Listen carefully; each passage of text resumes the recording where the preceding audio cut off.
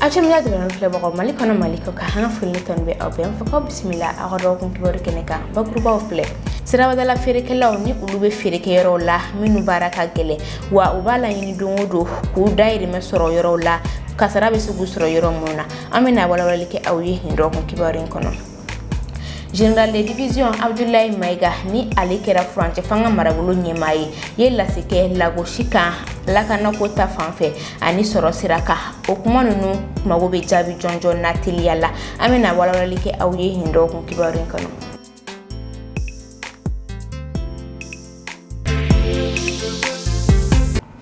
aw bisimila ko kura aw do kun kibor keneka ina fantu nya fena to mina bakur bawla yala fere kalaw ni ulu charlendo anga srada wala yemo ko wi min mita fambe wa taro kilintula ube gele ado soro mi musenge ina fo woni meri mo ni nyogonche min muga minonche ka sabu ke fere kero kilintula ali no ya soro unyashilendo srabadan kasarawma otubali ka fere ke nyoro ko fulenu nunna yasa ka family ke ni kuina anga je anga na karja kunega solo laje actually mi dat wala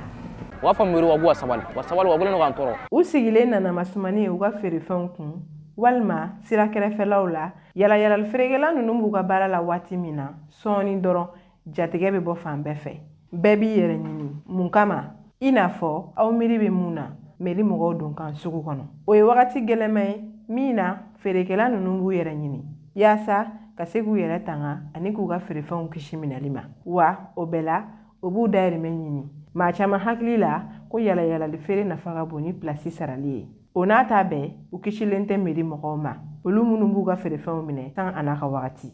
tiens la wa de musirama wala ni kila me fere la sira la sera jo place fanga sugura konna la sera jo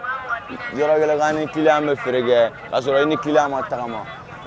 tagama sena erade fo akila ndo ere iga fere be cha do sababu ala do jabe tige we yere ba we mo ga mina cheche sira la tugumna ka flifli molu konna la ya fa ma ga shegi den flaga ma obsira ta kemenani kemeduru di uma namo duta ga shegi da awma do yere ta beneno yere we yala se yere fenela ya fa mu gujo wa fenga meri blogi yere ko du kana ka blogi wara do o sanfe pour que agana dongo meri mo ro gujo umana ye awjole ndondro bina abolo fon mine sirada la abolo fon che moto tugu fena be yala tienre la ogale no gan senga ba galo aramu ogale no gan senga de ma ni do maga tu la do warbo aw kada mine nege kan sheki fo kata bla wula felala meri mogo kon me yala sugu fambela wala ya mu me ferekela ubali uga fereke chokola akadu ye chokomina amanga mine de dang na ga ferekala nsega jinga yere la fie na sigu ba takata na taragata fana bita warde saratu uta wari mfo mnera la mneto na to boyer yora ko ni mano ami klebe ga doni sigi ma kuna kuma do bitaka teme kle ko na shen duru shen woro ka bi uteru bi bo ambo bega mnen kela 17h 18h mna mnen chetu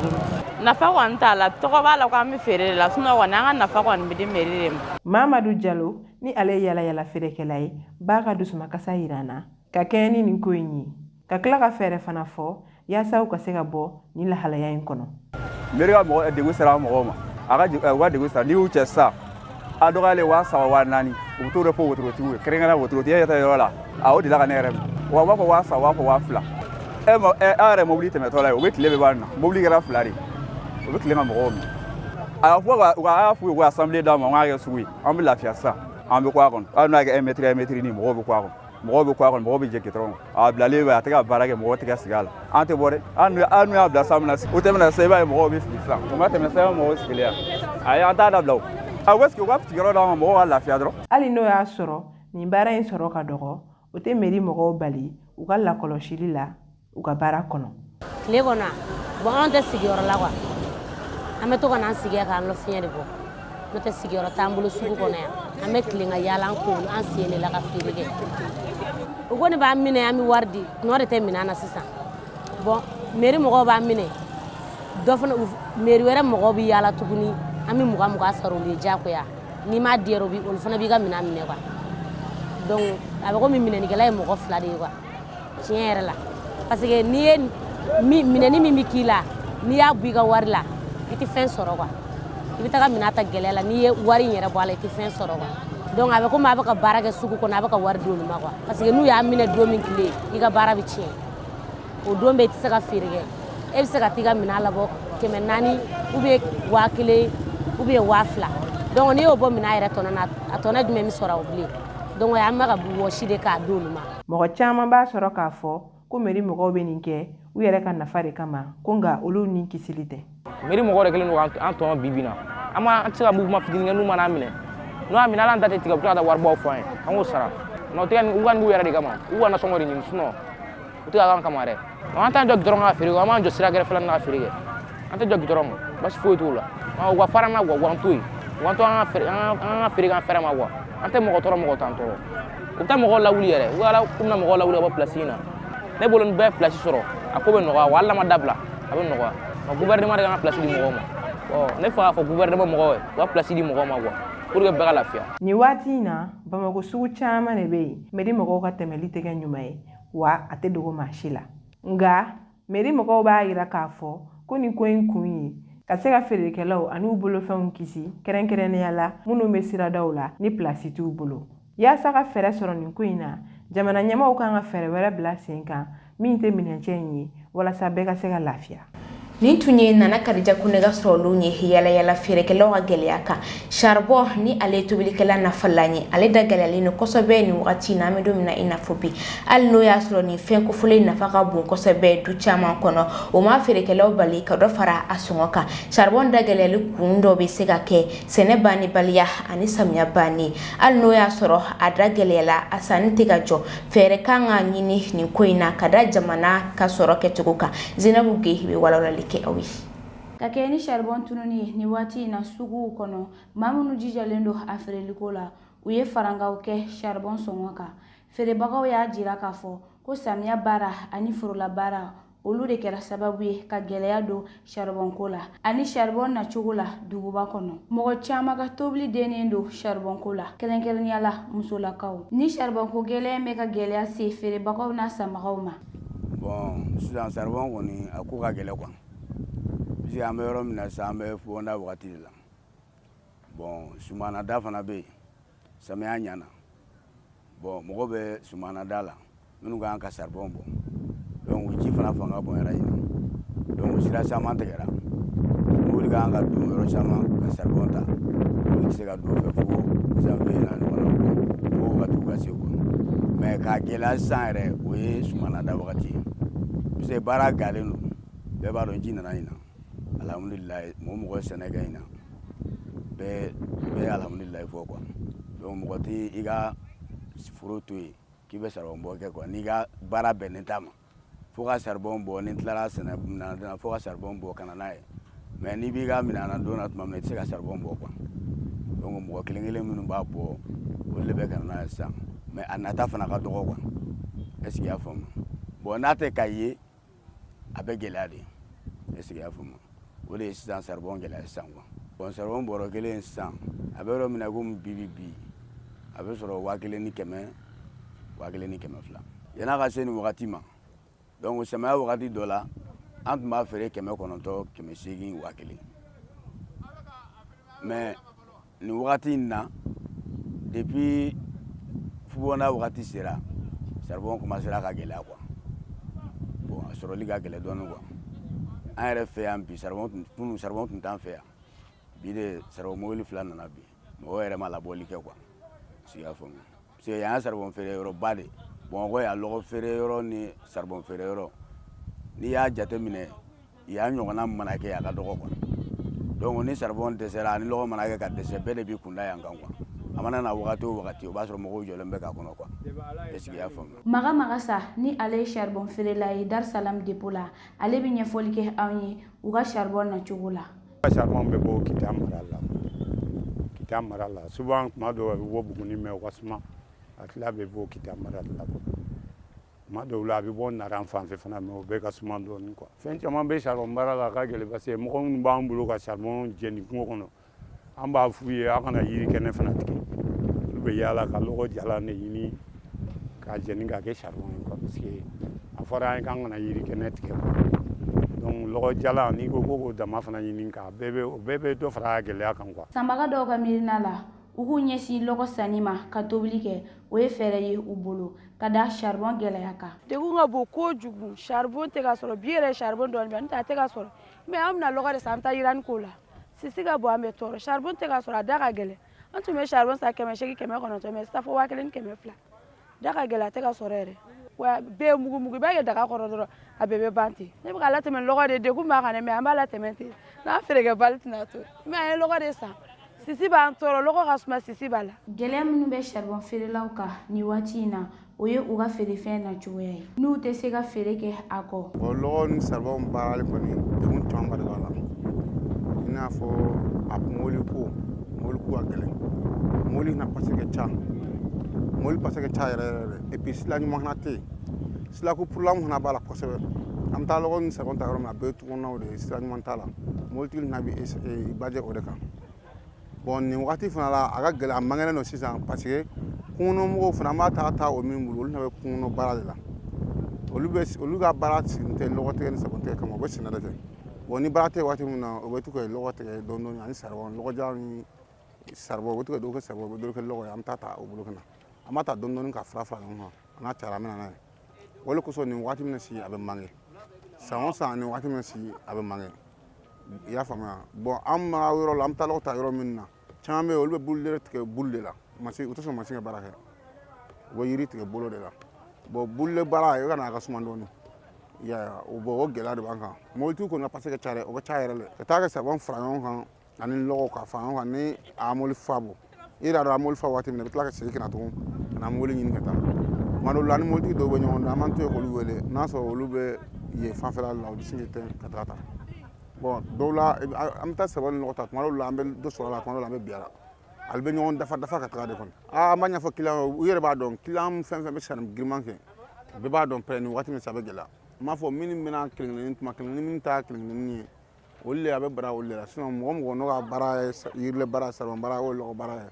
k'a bɛ giriman kɛ tuma bɛɛ olu b'a dɔn san o san na dɔn. Hali ni o y'a sɔrɔ charbon sɔngɔ ka ca ani u bɛ gɛlɛya minnu sɔrɔ a sɔrɔ cogo la feerekɛlaw kɔni bɛ k'u jija a sɔrɔli la k'a feere walasa k'u magow ɲɛnabɔ wa charbon sɔngɔ jiginni bɛ se ka nafa caman de lase a feerekɛlaw a n'a baarakɛlaw ma minnu tɛ se ka taa a kɔ. Général de division Abdoulaye Maïga ni ale kɛra furancɛ fanga marabolo ɲɛmaa ye kan ka ɲɛsin baarabolodalen caman ma i n'a fɔ jamana dɛmɛni a n'a lakanani jamana kɔnɔdenw ka hakili sigi ani u ka magoɲɛfɛnw sɔrɔli nɔgɔya la arabadon novembre kalo tile 27 san 2024 a ye a ka baara kunfɔlɔ daminɛ o la jamana bɛ nin lahalaya min na yala Abdoulaye Maïga bɛ se ka n'a jɔyɔrɔ fa a la wa Balaji Touré ni ale ye journaliste ani directeur de publication du journal Reflet d'Afrique ye bɛ lase kɛ Maimuna Daw ka kuma bara la. Ne kɔni hakilinata ye min i n'a fɔ n y'a fɔ kuma dɔ in kɔnɔ cogo min na u bɛ politiki kumaw de la parce que politiki mɔgɔ tɛ mɔgɔ lankolon ye dɛ nka an bɛ min dɔn politiki mɔgɔ la bi an filɛ Mali kɔnɔ cogo min na mɔgɔ ɲɛnamaw tɛ a mɔgɔ ɲuman man ca kosɛbɛ parce que u caman bɛ yen n'i ye an ka fanga tɛmɛlenw ta ka lajɛ u ye fɛn fɛn fɔ peuple ye a si ma kɛ hali n'u ye dɔ kɛ u ma caman kɛ camanba de ma kɛ n'i y'a ta k'a lajɛ min ma kɛ o de ka ca ni min kɛra ye donc olu man k'u yɛrɛ bila o minɛn kɔnɔ u kan ka taa ni tilennenya de directement parce que u kan k'a lajɛ fɛn min bɛ bɛn directement k'o fɔ jamanadenw ye u ka taa n'o sira ye mais n'u ma taa n'o sira ye n'u taara ni point caman ye k'o citer i n'a fɔ ni mɔgɔw bɛna taa élection kɛ u bɛ taa point caman ta n bɛ nin kɛ n bɛ nin kɛ n bɛ nin kɛ u y'o de kɛ tan o u tɛna se ka nin bɛɛ kɛ o parce que olu ka baara ye min ye hali régime normal mɔgɔ min bɛ élection kɛ ka na k'a bɛna san 5 kɛ san 5 kɔnɔ nin ye schéma de développement ni san 5 kɔnɔ i tɛna se k'a fɔ k'i bɛ nin kɛ o nin ko in ka bon kosɛbɛ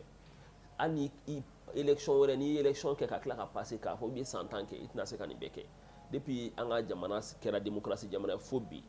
nin fɛn bɛɛ de bɛ ka ɲini o an bɛ ka sécurité ɲini an bɛ ka point tɔ ninnu bɛɛ ɲini an bɛ ka réforme ɲini k'a kɛ réforme joli kɛra mais a si tɛ ka bɔ a siraw fɛ ne kɔni bolo u k'u ɲɛsin ko kelen ma parce que bi an filɛ yɔrɔ min na u ye sécurité ko kuma fɔ k'u ye sécurité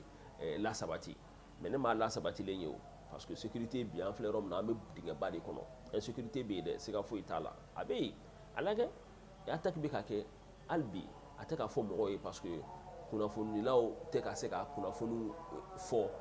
u tɛ ka se ka mɔgɔw la kunnafoniya la parce que u bɛ ka siran sɔrɔdasi fanga ɲɛ mais n'i ye bi n'i y'a lajɛ i b'a ye k'a fɔ bɛɛ bɛ siran a lajɛ Mopti mara mɔgɔw caman bɛ Bamakɔ yan u ma segin ka taa u ma segin ka taa mais est ce que o ka ɲi o ma ɲi ça veut dire que o tɛ mɔgɔ la nisɔndiya o dugu dɔw yɛrɛ b'an kɛrɛfɛ yan o mɔgɔw fana tɛ yen i bɛ taa dugu dɔ la i bɛ taa sɔrɔ mɔgɔ caman t'a dugu la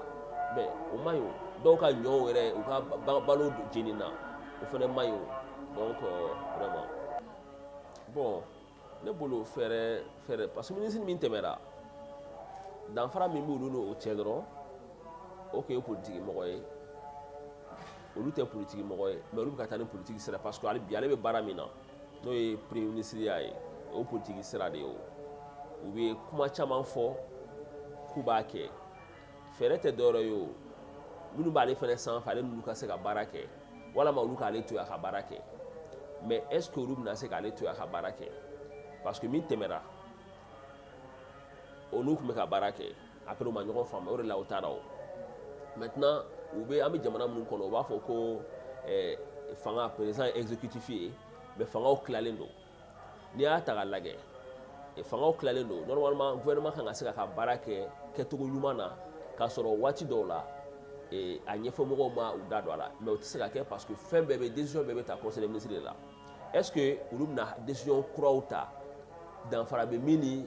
ale dara min kan o t'aw ni ɲɔgɔn cɛ est ce que ale bɛna se ka ko kɛwale dɔw kɛ min a fait tɛ kɛ ninnu sagona ye ale ɲɛfɛmɔgɔw sagona ye a ka gɛlɛn maintenant fo a n'a ɲɛfɛmɔgɔw ka ɲɔgɔn faamuya de ka ko dɔw kɛ ɲɔgɔn fɛ ka ɲɔgɔn faamuya ka taa sira kelen fɛ sinon a ma nɔgɔ a bolo dɛ parce que hali don o kunu a taara énergie la nka énergie ka problème n'i y'a lajɛ fɛn dira u ma wa énergie tɛ o énergie ta tɛ directeur ko ye énergie ta tɛ ministre ko ye parce que ka d'a kan énergie mɔgɔw ministre tɛna se ka wari di ka wari kura créer ou bien ka contrat kuraw créer n'a ma kɛ ni a ɲɛfɛmɔgɔ ka jɛ ye o a kɔni bɛ baara la dɔrɔn a sigilen don a bɛ baara de la n'u ye min fɔ a b'a kɛ ten de Mali ni jamana dɔw tun bɛ ka contrat k'u ni ɲɔgɔn cɛ pour que kuranko ka sabati Mali kɔnɔ c'est vrai que an ka kuranko ma sabati fɔlɔ mais o jamanaw ni Mali tɛ ka ɲɔgɔn kan fɔ bilen mais pourtant u ka continue ka kuran di mais a tɛ ka di hakɛ la mais ne bolo u ka taa sira wɛrɛ fɛ pour que Mali ka kuran sɔrɔ n'i y'a lajɛ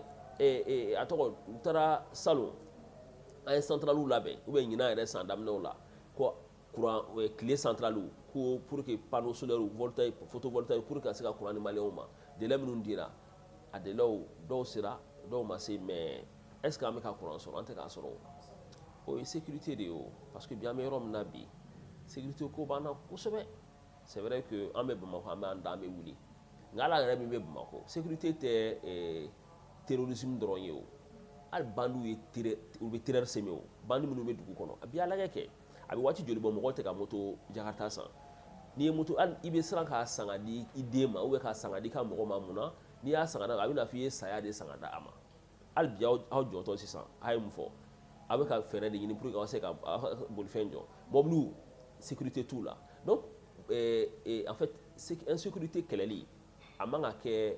mɔgɔw bɛ minnu ye dɔrɔn k'u bɛ taa bɔn bila o a kan ka kɛ hali bandi misɛnninw ye u man ka don kaso la k'u labɔ u yɛrɛ ma u man ka to u yɛrɛ ma mɔgɔw kan k'a dɔn ko u bɛ dugu kɔnɔ jamana sariyatigiw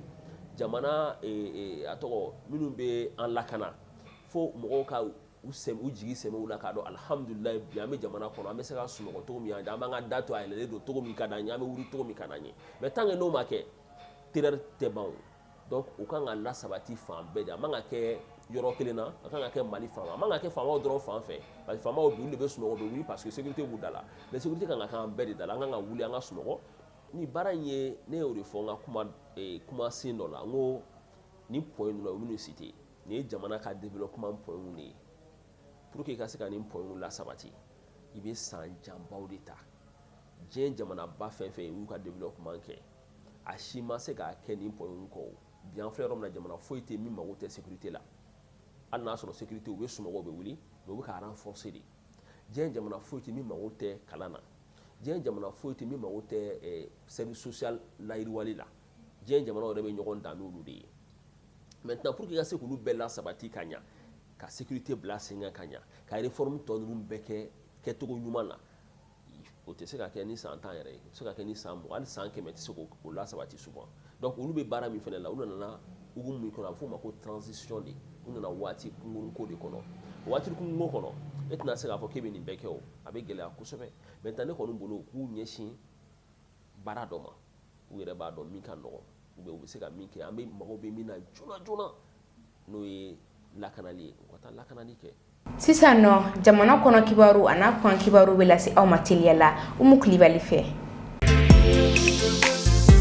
Ka kɛɲɛ ni an ka bɔli ye Edem la, an ka marabolo ɲama Général Abdoulaye Maïga ka fara minisiri min ka baara ɲɛsinen don courant ni jiko ma, Abubakar Diané ye a ka nisɔndiya yira ka ɲɛsin baarakɛlaw ma. A ye laɲini kɛ u fɛ k'u k'u jilaja ka dɔ fara cɛsiri kan walasa ka gɛlɛya min bɛ an kan k'o wuli. A y'i sinsin sunkalo wagati kan kosɛbɛ. Ni lajɛli in bɛ courant jɔyɔrɔ yira an ka jamana tagaɲɛ la ani jamana ɲɛmaaw ka cɛsiri walasa fɛɛrɛ ka sɔrɔ kuranko la wa u b'a laɲini jamana kɔnɔdenw bɛɛ ka fara u kan nin ko in na.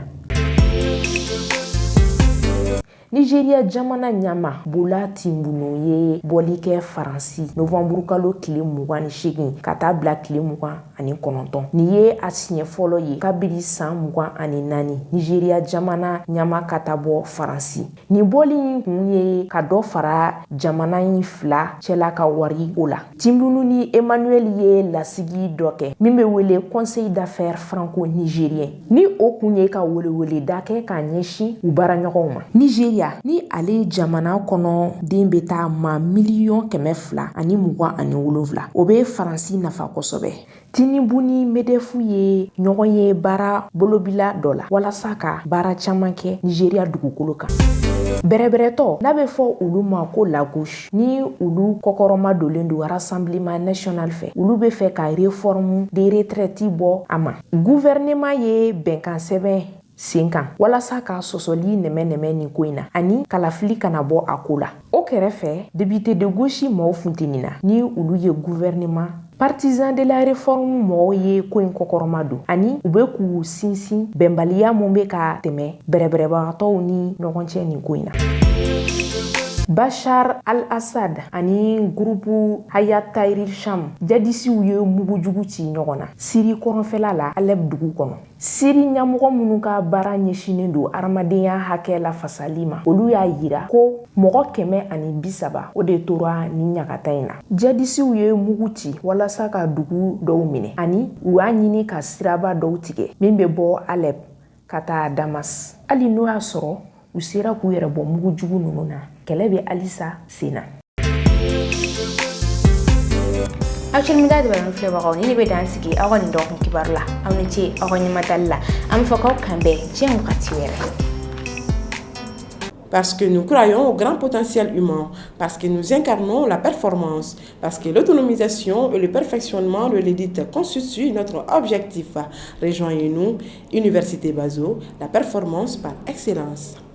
L'école supérieure de commerce ESC Mali School of Management, l'école qui forme les leaders de demain, elle se distingue comme l'une des meilleures écoles de commerce de la sous-région. ESC Mali est réputée pour l'excellence de ses formations qui préparent efficacement les étudiants à devenir des entrepreneurs et des managers compétents.